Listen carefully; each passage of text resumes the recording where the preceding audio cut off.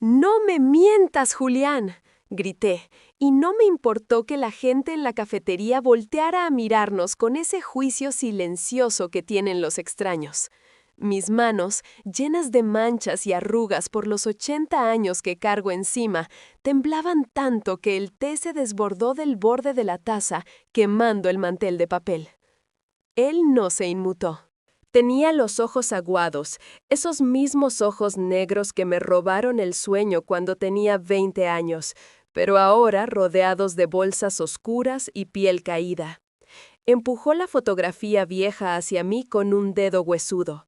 En la imagen, una mujer joven, con mi misma nariz, mi misma barbilla, sostenía un bebé. «Es nuestra hija, Teresa», repitió él, con una voz ronca que parecía arrastrar piedras. «Se llama Sofía y se está muriendo. Necesitaba encontrarte». Sentí que el aire se me escapaba del pecho, como si alguien me hubiera dado un golpe seco en el estómago. Me llevé la mano a la boca para ahogar un sollozo que venía desde las entrañas. «Eso es imposible», susurré, sintiendo que el mundo empezaba a dar vueltas. «Eso es imposible, Julián, porque yo nunca pude tener hijos. Los médicos me lo dijeron después de lo que pasó, después de que te fuiste. Yo nunca di a luz». Él negó con la cabeza y sacó un sobre amarillento del bolsillo de su saco, un saco que olía a humedad y a tiempo guardado. «Lo que crees saber es mentira», dijo él, y su tono fue tan definitivo que me heló la sangre. «Lo que pasó esa noche, Teresa, no fue un accidente. Nos robaron la vida». Pero esperen, mis viejos huesos se están adelantando por la angustia. El corazón se me quiere salir por la boca solo de recordarlo. ¿Cómo llegué a estar sentada frente a un fantasma después de medio siglo de silencio? ¿Cómo es que una anciana como yo, que solo esperaba la muerte tranquila en su sillón, terminó en medio de esta tormenta? Déjenme tomar aire. Déjenme contarles desde el principio, antes de que el cielo se me cayera encima. Todo comenzó 3 días antes, en una tarde gris y lluviosa, de esas que hacen que me duelan las rodillas y que la soledad se sienta más pesada en las esquinas de la casa. Yo estaba sentada en mi butaca de siempre, con una manta de lana sobre las piernas, intentando descifrar cómo funcionaba la tableta que mi nieta me había regalado para que no estuviera tan desconectada del mundo. A mi edad, la tecnología es un monstruo que a veces no quiero domar, pero la curiosidad siempre ha sido mi pecado. La casa estaba en silencio. Solo se escuchaba el tic-tac del reloj de pared en el pasillo y el golpeteo constante de la lluvia contra el vidrio. De repente, la pantalla se iluminó y ese sonido, ese pling artificial, rompió la calma. Era una notificación de Facebook. Me ajusté las gafas, entrecerrando los ojos para leer las letras pequeñas. «Juliana Alarcón te ha enviado un mensaje». El nombre me golpeó como un rayo. Sentí un calor repentino subirme por el cuello, un calor que no sentía hacía décadas. Solté la tableta sobre mi regazo como si quemara. No podía ser. Julián Alarcón estaba muerto. O al menos eso había decidido yo en mi corazón para poder sobrevivir a su abandono hace 50 años.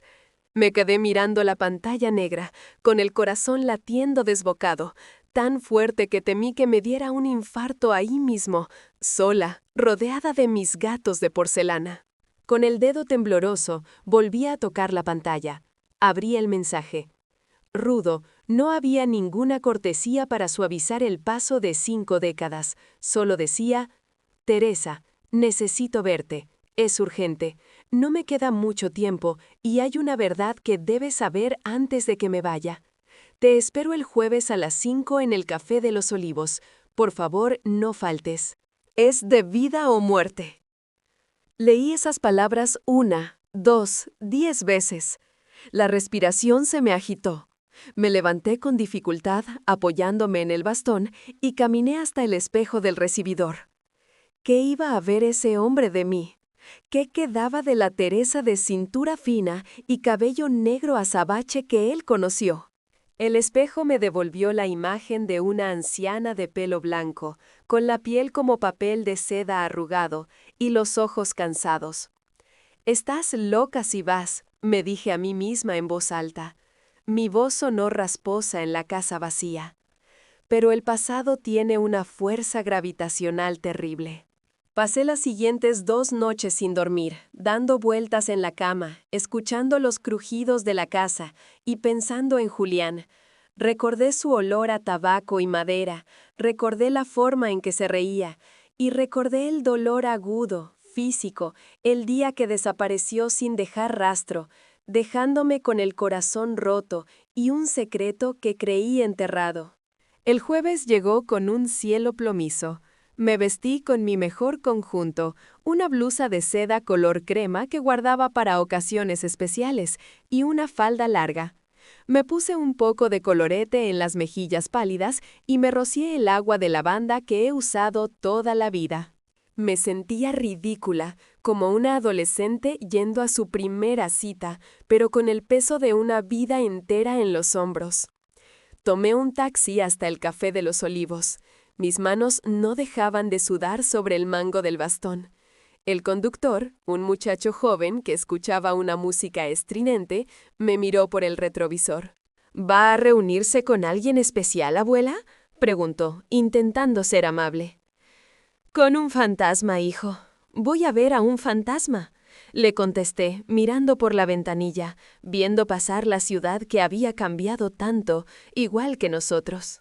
Al llegar, el olor a café tostado y pan caliente me recibió, pero mi estómago estaba tan cerrado que sentí náuseas.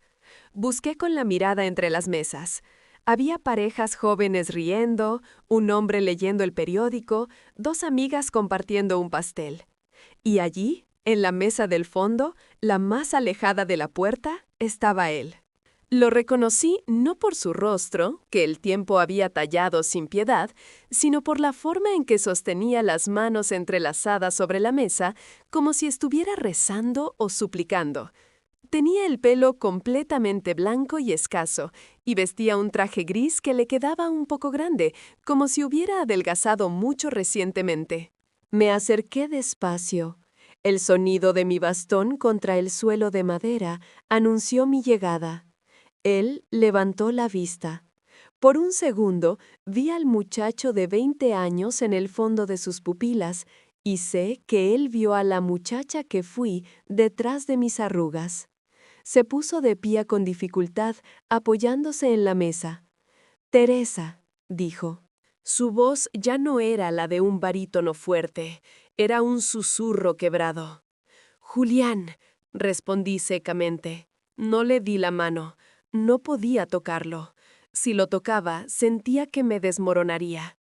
50 años, Julián. 50 años y apareces en una pantalla diciendo que es urgente.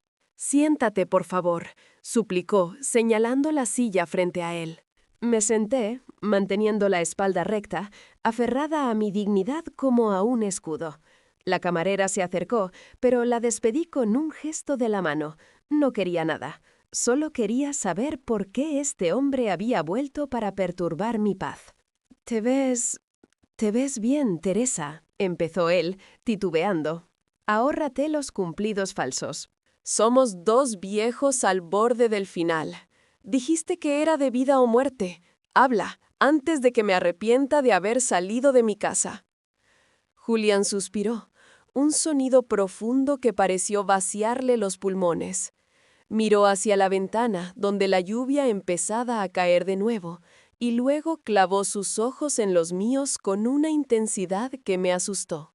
«Nunca te abandoné porque quise, Teresa. Me obligaron». Solté una risa amarga, corta. «¿Te obligaron?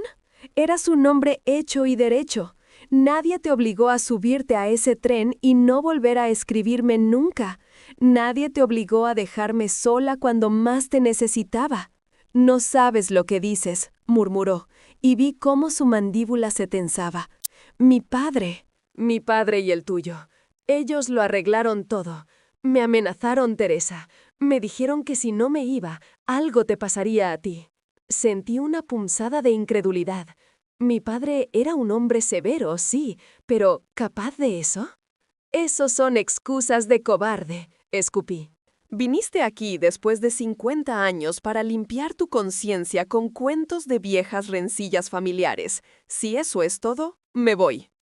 Hice el ademán de levantarme, agarrando mi bastón con fuerza. Fue entonces cuando él lo hizo.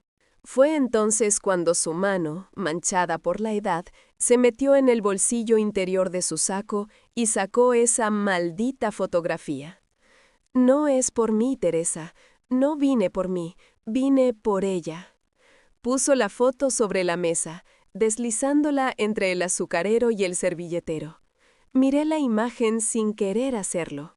Era una foto en blanco y negro, vieja, con los bordes dentados. Se veía a una mujer joven sosteniendo un bulto envuelto en mantas. La mujer miraba a la cámara con una expresión de tristeza infinita. Me ajusté las gafas. El parecido era innegable. La forma de los ojos, la curva de la frente. Era como verme a mí misma en un espejo distorsionado por el tiempo. ¿Quién es? Pregunté, con un hilo de voz, sintiendo un frío extraño en la nuca. Ella nació 7 meses después de que me fui, dijo Julián, y cada palabra caía como plomo derretido. Me la entregaron, Teresa. Me la llevaron a la ciudad donde estaba escondido. Me dijeron que tú no la querías, que tú la habías rechazado al nacer y que si yo no me hacía cargo, la dejarían en un orfanato. El mundo se detuvo. Los sonidos de la cafetería se apagaron. Solo escuchaba el zumbido de mi propia sangre en los oídos. ¿De qué estás hablando? Mi voz subió de tono, incontrolable. Yo nunca tuve un hijo. Yo enfermé. Tuve una fiebre terrible después de que te fuiste. Estuve en cama meses. Me dijeron que fue una infección, que casi muero. Te drogaron, Teresa, dijo él, inclinándose sobre la mesa, con lágrimas corriendo por sus mejillas arrugadas. Te mantuvieron sedada para ocultar el embarazo, tu padre y el mío. No podían permitir que tuvieras un hijo bastardo de un hombre sin apellido como yo. Me dijeron que tú me odiabas, que no querías saber nada del bebé. ¡Mentira!, grité entonces, provocando el silencio en el local, volviendo al momento donde comenzamos. Eso es imposible porque yo nunca. Me detuve. Los recuerdos empezaron a golpearme, fragmentados y dolorosos. La fiebre. Los meses perdidos en la finca de mi tía en el campo. El vientre hinchado que mi madre decía que era retención de líquidos por la enfermedad. El dolor desgarrador y confuso de aquella noche de tormenta que yo recordaba como una pesadilla febril. La cicatriz. La pequeña cicatriz en mi vientre que siempre me dijeron que fue por una apendicitis de urgencia. Miré la foto de nuevo. La mujer de la foto no era yo, era nuestra hija, ya adulta, y el bebé en sus brazos. Ella es Sofía, repitió Julián, llorando abiertamente ahora. Nuestra hija creció creyendo que su madre la había abandonado. Creció odiándote, Teresa. Y ahora tiene 50 años y necesita un trasplante. Y yo no soy compatible. Me dejé caer en el respaldo de la silla, sintiendo que me faltaba el aire. 50 años de mentiras, 50 años llorando a un hombre que creí que me había olvidado, cuando en realidad me habían robado el fruto de nuestro amor. Mi padre, mi madre, todos cómplices de un robo atroz. ¿Dices que ella me odia?, pregunté, con la voz rota, sintiendo cómo las lágrimas calientes mojaban mis mejillas de papel. Ella no sabe la verdad, dijo Julián, limpiándose la cara con un pañuelo de tela. Pero no nos queda tiempo. Tienes que venir conmigo. Tienes que conocerla antes de que sea tarde. Y tienes que decirle que no la abandonaste. Me miré las manos, esas manos viejas que nunca habían acunado a un hijo propio, o eso creía yo. Esas manos que habían tejido mantas para sobrinos y nietos ajenos, sintiendo siempre un vacío en el útero. Y ahora, de golpe, era madre. Madre de una mujer de 50 años que se moría. Llévame, dije, poniéndome de pie, aunque las piernas me temblaban como gelatina. Llévame con ella ahora mismo, Julián. Y que Dios nos perdone a todos, porque lo que voy a hacer cuando descubra quiénes más sabían esto, no tendrá perdón. Julián asintió, dejó unos billetes sobre la mesa y me ofreció su brazo. Esta vez lo tomé. Su brazo estaba huesudo y frágil, pero al tocarlo sentí una corriente eléctrica. No era amor romántico, no. Era el vínculo de la sangre, del dolor compartido y de una verdad que acababa de despertar para cambiarlo todo. Salimos a la lluvia, dos ancianos caminando lento, pero con una tormenta de furia y esperanza ardiendo por dentro.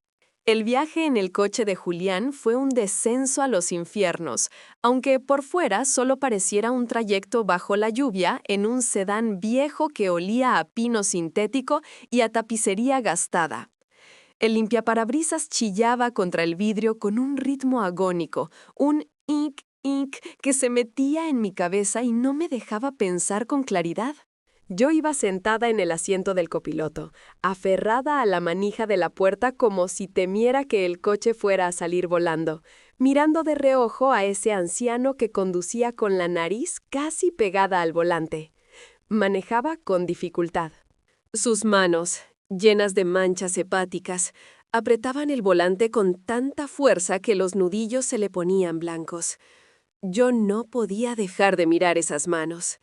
Eran las mismas que me habían acariciado el rostro bajo la luz de la luna en el jardín de mis padres, pero ahora eran las manos de un extraño que conducía hacia una verdad que me aterraba. ¿Dónde está ella?, pregunté, rompiendo el silencio que solo llenaba el ruido de la lluvia y el motor asmático. En el Hospital General, respondió él sin apartar la vista de la carretera mojada. En el ala este. No tiene seguro privado, Teresa. La vida no ha sido fácil para nosotros. Ese comentario fue como una bofetada. Claro. Mi familia tenía tierras, apellidos, una reputación intachable que mantener. Julián era el hijo del capataz. Por eso lo odiaban. Por eso nos destruyeron. La rabia empezó a calentarme el pecho, desplazando el miedo. Recordé a mi madre, con su collar de perlas y su rosario en la mano, trayéndome caldos cuando yo estaba enferma en la finca. «Toma, hija, es para que te pongas fuerte», me decía con esa voz dulce. Y yo, tonta, yo confiaba. Me estaba drogando, me estaba robando a mi propia hija mientras me sonreía. «¿Cómo le pusiste, Sofía?», murmuré, sintiendo un nudo en la garganta. Julián sonrió tristemente, una mueca que acentuó las arrugas alrededor de su boca. «Tú me lo dijiste una vez, ¿te acuerdas? Estábamos sentados cerca del río, tirando piedras al agua. Dijiste que si alguna vez teníamos una niña, querías que se llamara Sofía, porque significaba sabiduría. Y Dios sabe que esa niña ha tenido que ser sabia para sobrevivir a la falta de una madre». Me llevé la mano al vientre, sobre el abrigo húmedo. Debajo de las capas de ropa y piel flácida estaba esa cicatriz, la cicatriz de la apendicitis, me dijeron. La cicatriz de la vergüenza, la llamaban ellos en secreto. «Cuéntame la verdad, Julián», exigí, girando mi cuerpo dolorido hacia él. «No me des la versión corta. Quiero saber qué pasó el día que nació». «Necesito saberlo antes de verle la cara». Él tragó saliva y el coche dio un pequeño bandazo al pasar por un charco profundo. «Fue una noche de tormenta, parecida a esta», empezó, y su voz temblaba. «Yo vivía en una pensión de mala muerte en la capital, trabajando de albañil. Tu padre apareció en mi puerta a las 3 de la mañana. Llevaba una cesta de mimbre. Me dijo: «Aquí tienes el resultado de tu pecado. Teresa no la quiere. Teresa dice que esta niña le arruinó la vida y que si tú no te la llevas, la dejaremos en las escaleras de la iglesia». Solté un gemido ahogado. Me tapé la boca con ambas manos. La crueldad, la infinita crueldad de mi propio padre. Usar mi nombre para herir a Julián. usar a una recién nacida como basura para limpiar su honor. Yo no tenía nada, Teresa, ni cuna, ni leche, ni dinero, continuó Julián, y vi una lágrima correr por su nariz aguileña. Pero la tomé. Era tan pequeña, cabía en una de mis manos. Tenía tu nariz. Juré que la cuidaría, aunque tuviera que robar para darle de comer. Y así lo hice. Nunca me casé. Nunca busqué a otra mujer. Sofía fue mi vida entera. ¿Y ella? ¿Ella pregunta por mí? Julián frenó en un semáforo en rojo. El coche vibraba bajo nuestros asientos. Se giró para mirarme y vi en sus ojos una súplica desesperada. Ella cree que la odias. Creció viendo cómo yo trabajaba de sol a sol. Vio nuestras carencias. Y yo no tuve el valor de decirle que tus padres eran unos monstruos, porque tenía miedo de que ellos vinieran a quitármela si yo hablaba. Así que dejé que creyera la mentira. Dejé que creyera que su madre era una niña rica y caprichosa que se aburrió de jugar a la casita. ¡Cobarde!, le grité, golpeando el tablero del coche con mi puño cerrado. No me dolió la mano, me dolió el alma. Dejaste que mi hija me odiara durante 50 años. Lo hice para protegerla. Me gritó él de vuelta, y por primera vez vi el fuego del Julián joven. Si te buscaba, tu padre nos destruía. Tenían dinero, Teresa, tenían jueces, tenían poder. Yo solo tenía mis manos. El silencio volvió a caer entre nosotros, pesado y denso. El semáforo cambió a verde. Julián aceleró despacio. Tenía razón. En el fondo, sabía que tenía razón. Mis padres eran capaces de todo. La injusticia de clase, esa maldita brecha que nos separó, seguía ahí, presente incluso ahora que éramos dos ancianos camino al hospital. Llegamos al edificio de ladrillo gris. La lluvia había amainado un poco, pero el viento soplaba frío, calándome los huesos. Julián bajó primero y dio la vuelta para abrirme la puerta. Me ofreció su brazo de nuevo. Esta vez me apoyé en él con todo mi peso. Mis rodillas chirriaban, protestando por el esfuerzo y la tensión. Entramos en la sala de espera. El olor a desinfectante barato y a enfermedad me golpeó la nariz. Había gente durmiendo en sillas de plástico, niños llorando, una televisión encendida con noticias que a nadie le importaban. Caminamos lento, paso a paso, dos figuras del pasado arrastrándose por el presente. Es en el tercer piso, dijo Julián, guiándome hacia el ascensor. Mientras subíamos, me miré en el reflejo de las puertas metálicas. Mi cabello blanco estaba despeinado por la humedad. Mi blusa de seda tenía una mancha de agua. Parecía una bruja. ¿Qué iba a pensar esa mujer cuando me viera? ¿Vería a su madre o vería al monstruo que le habían descrito? El ascensor se abrió con un timbre agudo. El pasillo estaba en penumbra. Solo se escuchaban los pitidos rítmicos de las máquinas y el murmullo de las enfermeras al final del corredor. Julián se detuvo frente a la puerta 304. «Teresa», dijo, poniéndose frente a mí, bloqueándome el paso. «Antes de entrar, tienes que saber algo más». Mi corazón latía tan fuerte que sentía los golpes en las sienes. «¿Qué más, Julián? ¿Qué más puede haber?» «Sus riñones fallaron hace 2 semanas. Está muy débil. Los médicos dicen que si no aparece un donante compatible en las próximas 48 horas... No terminó la frase. No hacía falta. Se apartó de la puerta y puso la mano en el pomo. Me miró, esperando mi señal. «Abre», ordené, aunque la voz me salió como un hilo de voz. «Quiero verla». Julián giró el pomo y empujó la puerta. La habitación era pequeña y estaba en penumbra. Solo la luz de una farola de la calle entraba por la ventana, iluminando la cama metálica. Y allí estaba ella, mi hija. No se parecía a la foto. Estaba mucho más delgada, pálida, con ojeras profundas que le daban un aspecto cadavérico. Tenía tubos conectados a los brazos y una cánula en la nariz. Pero era ella, era mi sangre. Sentí una sacudida eléctrica que me recorrió desde los pies hasta la cabeza, un instinto maternal que había estado dormido, anestesiado durante 5 décadas y que despertaba ahora con la fuerza de un huracán. Dormía, su respiración era superficial y ronca. Me acerqué a la cama, apoyándome en el bastón para no caer. Julián se quedó en la puerta, como un guardián avergonzado. Miré sus manos sobre la sábana blanca. Eran mis manos, la misma forma de los dedos, las mismas uñas. Me incliné un poco, temblando, y extendí mi mano arrugada para tocar la suya. Su piel estaba fría. De repente, ella se movió. Sus párpados se abrieron despacio. Eran negros. Negros como la noche, negros como los de Julián. Me miró, confundida, luchando contra la sedación y el cansancio. «Papá», susurró, con voz pastosa, sin verme bien. Julián dio un paso adelante desde la sombra. «Aquí estoy, mi niña». Sofía giró la cabeza y sus ojos se enfocaron en mí. Me recorrió de arriba a abajo, frunciendo el ceño. Hubo un momento de silencio absoluto, donde el tiempo pareció detenerse de nuevo.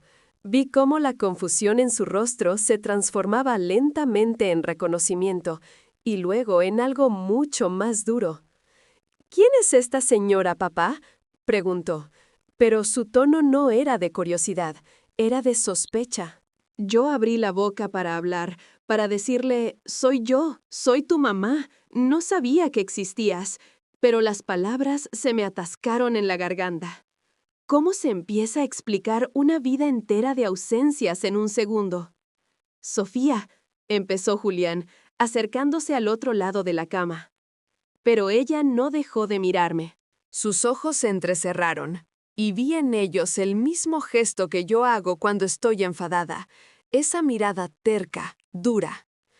«Te pareces a la mujer de la foto que quemaste», dijo ella, y su voz, aunque débil, cortó el aire como un cuchillo. «La mujer que nos tiró a la basura». Sentí que las rodillas me fallaban. Me aferré al borde de la cama metálica. El dolor de sus palabras fue peor que cualquier dolor físico que hubiera sentido en mis 80 años. «No», logré susurrar, con lágrimas quemándome los ojos. «No, mi vida, no fue así». «Salga de aquí», intentó gritar, pero le salió un sonido ahogado y la máquina a su lado empezó a pitar más rápido. «Papá, saca a esta mujer de aquí». «¿Por qué la trajiste? ¿Viene a ver cómo me muero?» «Sofía, cálmate», suplicó Julián, intentando sujetarle los hombros. «Ella no sabía nada. Escúchala». «No quiero escuchar nada», lloraba ella, y verla llorar me destrozaba. «Lárgate, 50 años tarde, lárgate». La máquina de ritmo cardíaco empezó a sonar con una alarma constante, un pitido agudo que taladraba los oídos. Una enfermera irrumpió en la habitación, encendiendo la luz fluorescente del techo que nos bañó a todos en una claridad cruel y blanca. «¿Qué está pasando aquí?», gritó la enfermera, mirando los monitores. «La están alterando». «Tienen que salir, la presión se le ha disparado». «No me voy a ir», grité yo, golpeando el suelo con mi bastón, sacando fuerzas de donde no las tenía. «Es mi hija, nadie me va a sacar de aquí». La enfermera me miró con asombro y luego miró a Julián. Sofía se agarraba el pecho, jadeando, mirándome con un odio puro, destilado a través de los años. «Señora, por favor», dijo la enfermera, empujándome suavemente hacia la puerta. «Si se queda, la va a matar de un disgusto. Salga ahora». Julián me agarró del brazo. «Teresa, vámonos afuera. Por favor, deja que la estabilicen». Me dejé arrastrar al pasillo, con la imagen de mi hija, mi niña perdida, mirándome con terror y desprecio, grabada a fuego en mis retinas. La puerta se cerró en mi cara, dejándome de nuevo en la penumbra del corredor, temblando como una hoja, mientras escuchaba el caos médico al otro lado de la madera. Me dejé caer en una de las sillas de plástico del pasillo, sintiendo que me faltaba el aire. Julián se sentó a mi lado, hundiendo la cabeza entre las manos. «Te lo dije», murmuró él, «te dije que nos odiaba».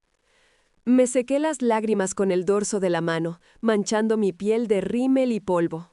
Respiré hondo, 1, 2 veces, hasta que el temblor de mis manos disminuyó. El dolor seguía ahí, agudo y punzante, pero debajo del dolor algo más había nacido. Una furia fría y calculadora, la misma determinación que me había mantenido viva todos estos años de soledad.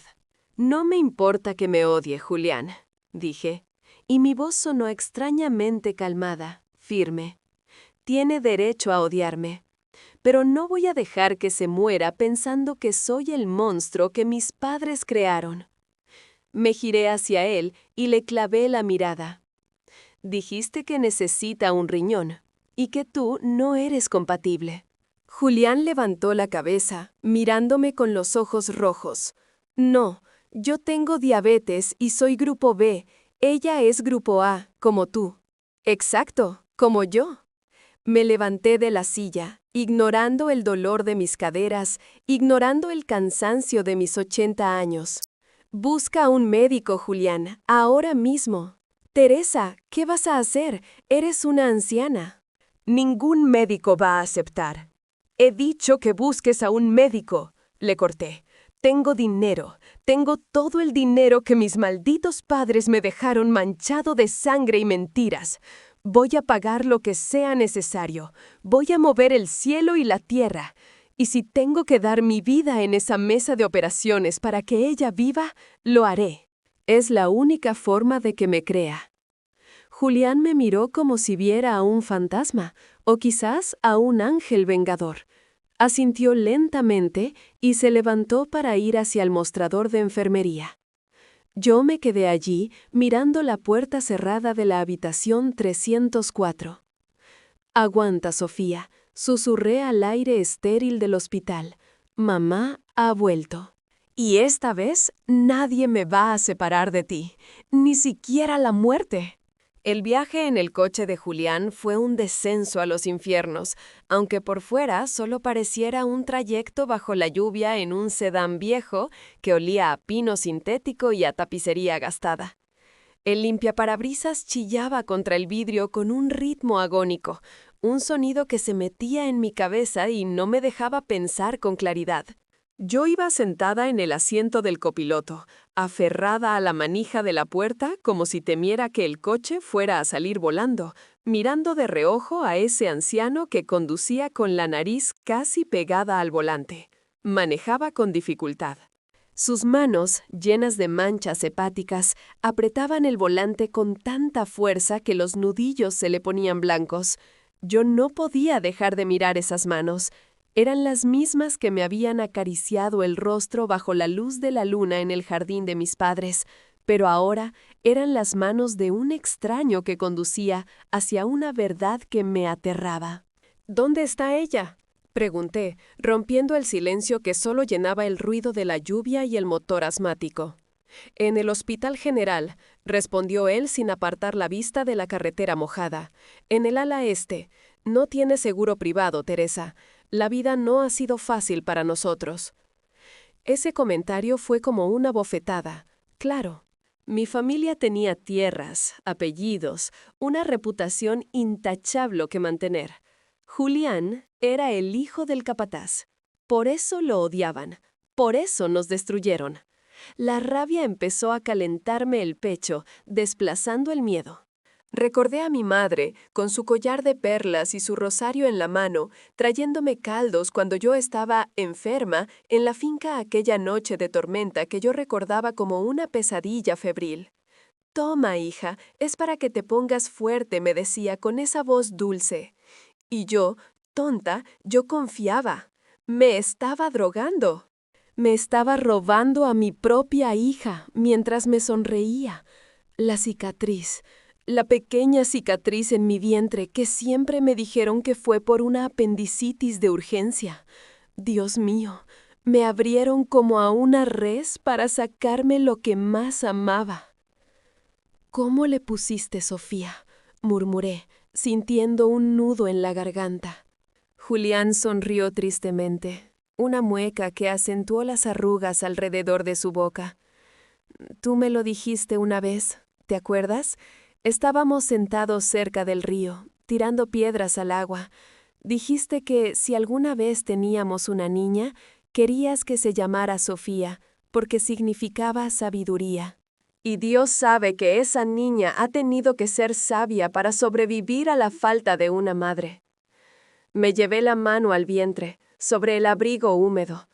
Debajo de las capas de ropa y piel flácida estaba esa marca. La cicatriz de la vergüenza, la llamaban ellos en secreto. Cuéntame la verdad, Julián, exigí, girando mi cuerpo dolorido hacia él. No me des la versión corta. Quiero saber qué pasó el día que nació. Necesito saberlo antes de verle la cara. Él tragó saliva y el coche dio un pequeño bandazo al pasar por un charco profundo. Fue una noche de perros, parecida a esta, empezó, y su voz temblaba. Yo vivía en una pensión de mala muerte en la capital, trabajando de albañil. Tu padre apareció en mi puerta a las 3 de la mañana. Llevaba una cesta de mimbre. Me dijo, aquí tienes el resultado de tu pecado. Teresa no la quiere. Teresa dice que esta niña le arruinó la vida y que si tú no te la llevas, la dejaremos en las escaleras de la iglesia. Solté un gemido ahogado. Me tapé la boca con ambas manos. La crueldad, la infinita crueldad de mi propio padre. Usar mi nombre para herir a Julián. Usar a una recién nacida como basura para limpiar su honor. Yo no tenía nada, Teresa, ni cuna, ni leche, ni dinero, continuó Julián, y vi una lágrima correr por su nariz aguileña. Pero la tomé. Era tan pequeña, cabía en una de mis manos. Tenía tu nariz. Juré que la cuidaría, aunque tuviera que robar para darle de comer. Y así lo hice. Nunca me casé, nunca busqué a otra mujer. Sofía fue mi vida entera. ¿Y ella? ¿Ella pregunta por mí? Julián frenó en un semáforo en rojo. El coche vibraba bajo nuestros asientos.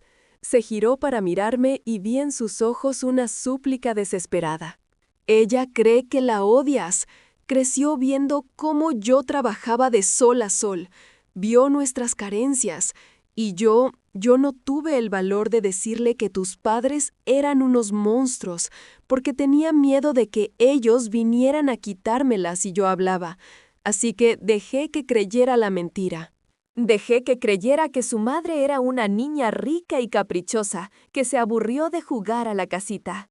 ¡Cobarde!, le grité, golpeando el tablero del coche con mi puño cerrado. No me dolió la mano, me dolió el alma. Dejaste que mi hija me odiara durante 50 años.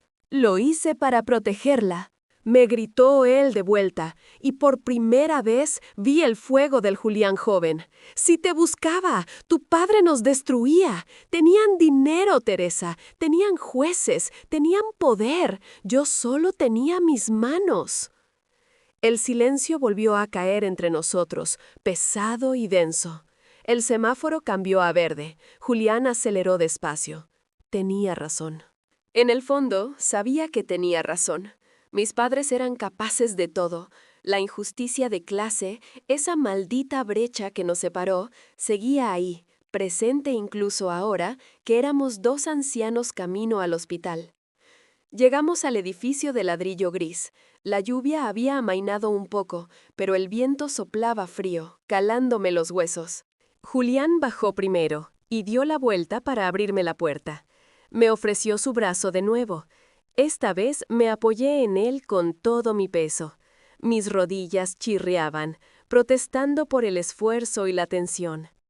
Entramos en la sala de espera. El olor a desinfectante barato y a enfermedad me golpeó la nariz. Había gente durmiendo en sillas de plástico, niños llorando, una televisión encendida con noticias que a nadie le importaban. Caminamos lento, paso a paso, dos figuras del pasado arrastrándose por el presente. «Es en el tercer piso», dijo Julián, guiándome hacia el ascensor.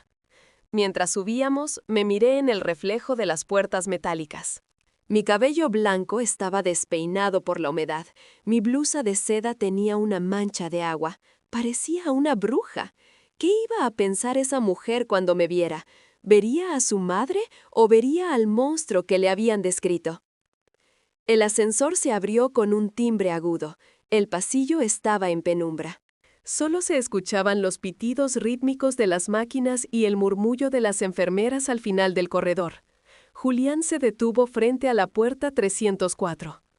«Teresa», dijo, poniéndose frente a mí, bloqueándome el paso. «Antes de entrar, tienes que saber algo más». Mi corazón latía tan fuerte que sentía los golpes en las sienes.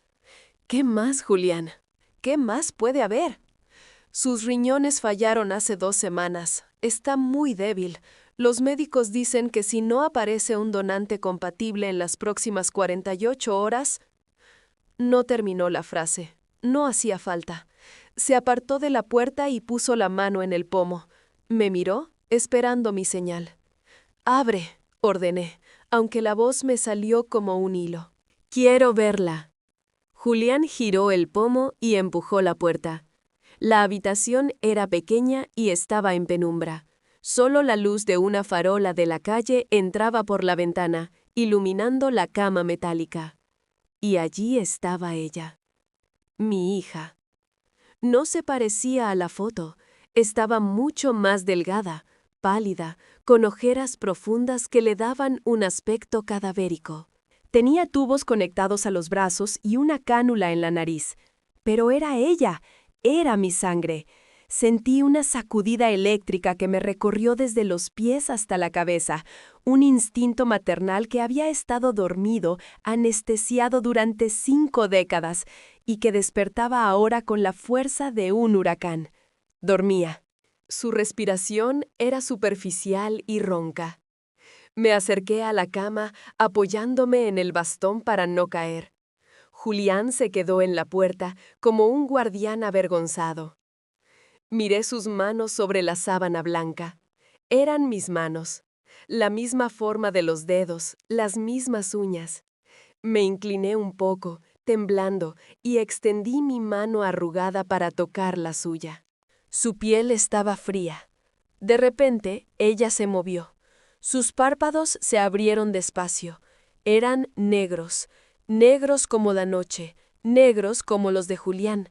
Me miró, confundida, luchando contra la sedación y el cansancio. «¿Papá?», susurró con voz pastosa, sin verme bien. Julián dio un paso adelante desde la sombra. «Aquí estoy, mi niña». Sofía giró la cabeza y sus ojos se enfocaron en mí. Me recorrió de arriba a abajo, frunciendo el ceño. Hubo un momento de silencio absoluto donde el tiempo pareció detenerse de nuevo. Vi cómo la confusión en su rostro se transformaba lentamente en reconocimiento y luego en algo mucho más duro. «¿Quién es esta señora, papá?», preguntó, pero su tono no era de curiosidad, era de sospecha. Yo abrí la boca para hablar, para decirle, «Soy yo, soy tu mamá, no sabía que existías», pero las palabras se me atascaron en la garganta. ¿Cómo se empieza a explicar una vida entera de ausencias en un segundo? «¿Sofía?», empezó Julián, acercándose al otro lado de la cama. Pero ella no dejó de mirarme. Sus ojos se entrecerraron y vi en ellos el mismo gesto que yo hago cuando estoy enfadada. Esa mirada terca, dura.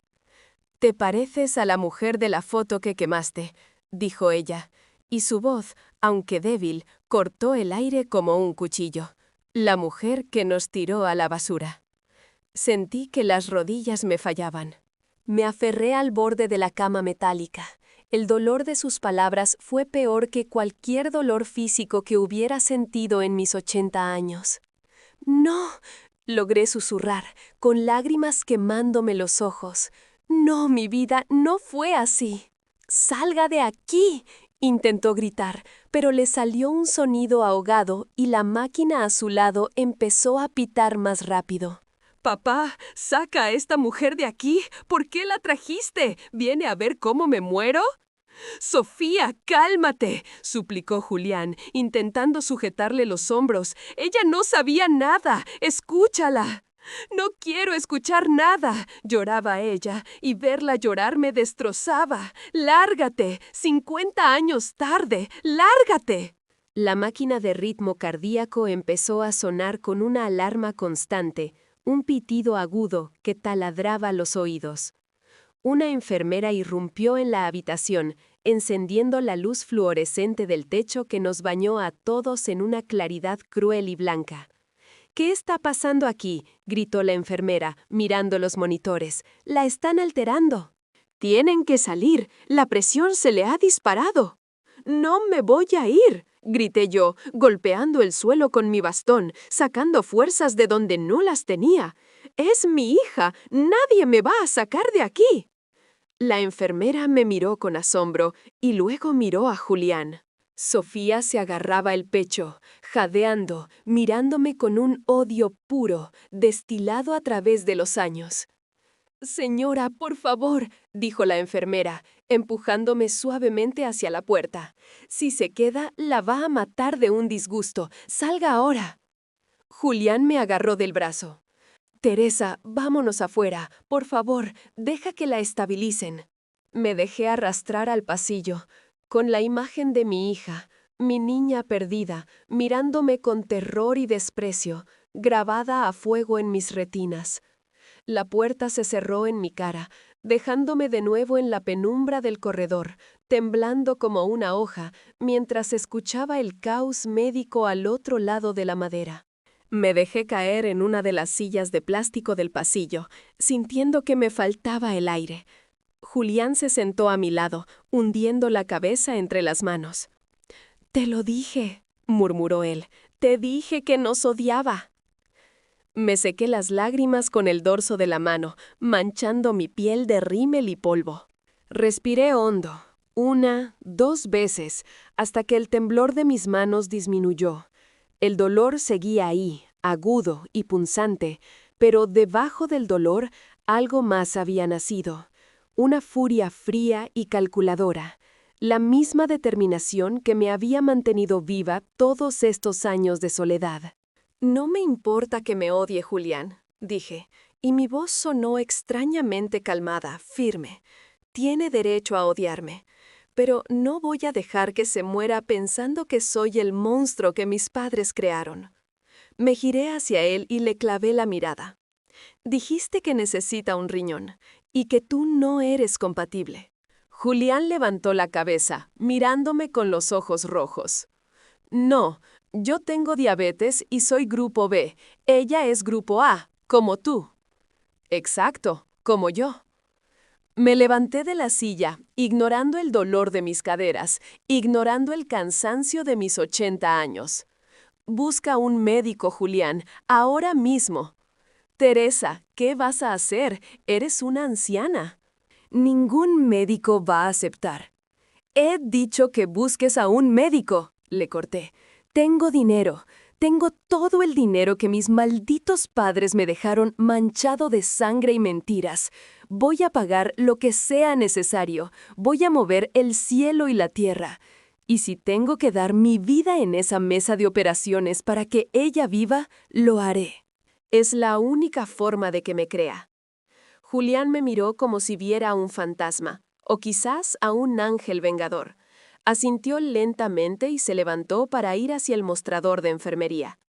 Yo me quedé allí, mirando la puerta cerrada de la habitación 304. «Aguanta, Sofía», susurré al aire estéril del hospital. «Mamá ha vuelto. Y esta vez nadie me va a separar de ti, ni siquiera la muerte». El médico de guardia era un hombre joven, demasiado joven para tener tantas ojeras, con el apellido Dr. Valladares bordado en una bata que parecía 2 tallas más grande para él. Me miraba desde el otro lado del escritorio de formica descarapelada, como quien mira a una mujer senil que ha perdido el juicio. Julián estaba de pie a mi lado, retorciendo su gorra de lana entre las manos, una sombra nerviosa que no se atrevía a hablar. «Señora Elizalde», dijo el doctor, frotándose el puente de la nariz, Entiendo su angustia, de verdad que la entiendo, pero lo que me pide es una locura. El protocolo de trasplantes es estricto. Usted tiene 80 años.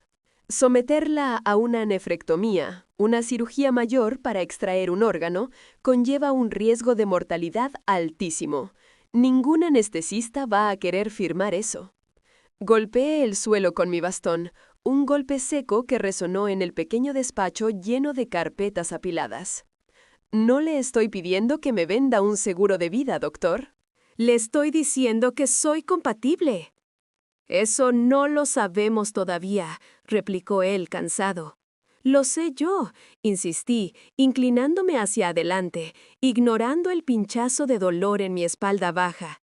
Ella salió de mí, tiene mi sangre, y si la burocracia de este hospital es lo que la está matando, entonces voy a comprar la burocracia. Saqué una chequera de mi bolso de piel. Mis manos temblaban, no por miedo, sino por esa maldita edad que intentaba frenarme, pero logré abrirla. La pluma dorada pesaba en mis dedos. No se trata de dinero, señora, dijo el doctor, ofendido, enderezándose en la silla. Se trata de ética médica. Si usted muere en la mesa de operaciones, es mi responsabilidad. Y si ella muere en esa cama porque usted tuvo miedo de operar a una vieja que ya ha vivido demasiado, será su conciencia la que no le deje dormir. Le solté mirándole directo a los ojos. Mi voz no vaciló. Había pasado 50 años callada, obedeciendo reglas sociales, guardando apariencias. Esa noche, la Teresa sumisa había muerto. Escúcheme bien, no tengo a nadie más. Mi vida, esta vida larga y vacía que he arrastrado, no vale ni un centavo comparada con un solo día más de la vida de esa mujer. Hágame las pruebas, ahora. Y si mi corazón viejo aguanta la anestesia, usted va a cortar y va a coser. El silencio que siguió fue denso, cargado del zumbido del aire acondicionado defectuoso. El doctor Valladares sostuvo mi mirada unos segundos más, buscando algún rastro de demencia, pero solo encontró la determinación de una madre que llega medio siglo tarde a su cita con el destino. Finalmente, soltó un suspiro largo y descolgó el teléfono. Prepare el quirófano 3 y avise al laboratorio. Necesito un perfil completo de compatibilidad cruzada, urgente. Sí, ahora. Aquella noche se convirtió en una borrosidad de luces blancas, agujas y pasillos fríos. Me sentía como una muñeca de trapo siendo arrastrada de una máquina a otra. Me sacaron sangre hasta que sentí que me desmayaba. Me metieron en un tubo ruidoso que golpeaba como un martillo neumático. Me hicieron orinar en frascos de plástico. En cada pausa, Julián estaba ahí.